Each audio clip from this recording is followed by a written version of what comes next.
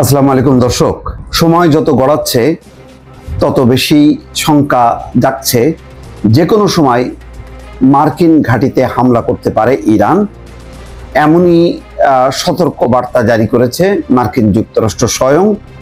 আর Iran যাতে হামলা করতে না পারে সে কারণে ইরানে ইসরায়েল হামলা জোরদার করা হয়েছে। দর্শক, খবর হচ্ছে এই যে মধ্যপ্রাচ্যে মার্কিন ঘাঁটিতে হামলার সম্ভাবনা উড়িয়ে দিচ্ছে না ইরান। এই খবরে বলা হচ্ছে ইরানের শিক্ষা ও গবেষণা বিষয়ক উপপররাষ্ট্রমন্ত্রী সাইদ খতিবজাদে জানিয়েছেন, পারমাণবিক স্থাপনাগুলোর উপর যুক্তরাষ্ট্রের হামলার জবাবে কিভাবে প্রতিক্রিয়া জানানো হবে সেই সিদ্ধান্ত ইরান নিজের মতো করেই নেবে। তেহরান থেকে আল জাজিরাকে দেওয়া এক সাক্ষাৎকারে খতিবজাদে বলেন, মধ্যপ্রাচ্যে মার্কিন সামরিক ঘাঁটিগুলোতে ইরানের হামলার সম্ভাবনা উড়িয়ে দেওয়া যায় না। তিনি বলেন, কখন, কিভাবে এবং কোন মাত্রায় আমেরিকানদের জবাব দেওয়া হবে সেই সিদ্ধান্ত ইরান নেবে। ফর্দোর মতো পারমাণবিক স্থাপনায় যুক্তরাষ্ট্রের হামলাকে তিনি আন্তর্জাতিক আইনের চরম লঙ্ঘন এবং ভয়াবহ ভুল বলে অভিহিত করেন। মেইলে সতর্কবার্তা, কাতারে অবস্থানরত মার্কিনদের নিরাপদ আশ্রয়ে থাকার পরামর্শ যুক্তরাষ্ট্রের। দর্শক বুঝে গেছেন যে ইতিমধ্যে সাইরেন বেজে গেছে।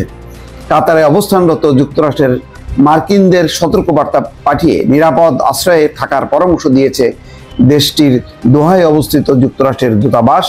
পরবর্তী নির্দেশ না দেওয়া পর্যন্ত তাদের নিরাপদ আশ্রয়ে থাকতে বলা হয়েছে। আল জাজিরার খবরে বলা হয়, এক ইমেল বার্তায় দূতাবাস জানিয়েছে সতর্কতার অংশ হিসেবে এই পরামর্শ দেওয়া হয়েছে, তবে এর পেছনে নির্দিষ্ট কোনো কারণ উল্লেখ করা হয়নি। উপসাগরীয় এই দেশটিতে অবস্থিত বিশাল আল উদেইদ বিমান ঘাঁটিতে প্রায় 10,000 মার্কিন সেনা রয়েছে। এই ঘাঁটি যুক্তরাষ্ট্রের সেন্ট্রাল কমান্ডের ফরওয়ার্ড হেডকোয়ার্টার হিসেবে ব্যবহৃত হয়।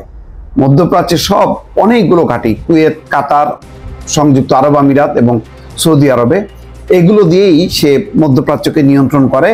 আর তার ফোর্স কমান্ডার হচ্ছে ইসরায়েল।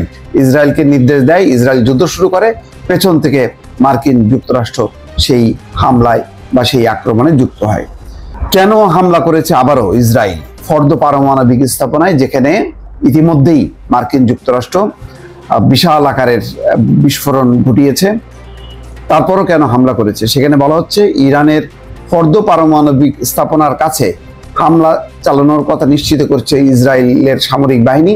আল জাজিরার খবরে বলা হচ্ছে, ইসরায়েলি সামরিক বাহিনী এক বিবৃতিতে তারা জানিয়েছে, যুক্তরাষ্ট্রের হামলার পরদিন তারা ওই স্থাপনায় যাওয়ার সড়কগুলো অকার্যকর করতে এই হামলা চালিয়েছে।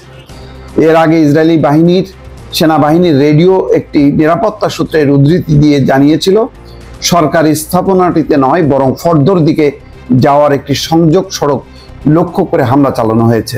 অর্থাৎ ওই সড়ক দিয়ে যাতে ফর্দোর সেই পারমাণবিক স্থাপনায় ইরান যেতে না পারে সেই কারণে হামলা চালানো হয়েছে, বিচ্ছিন্ন করার জন্য।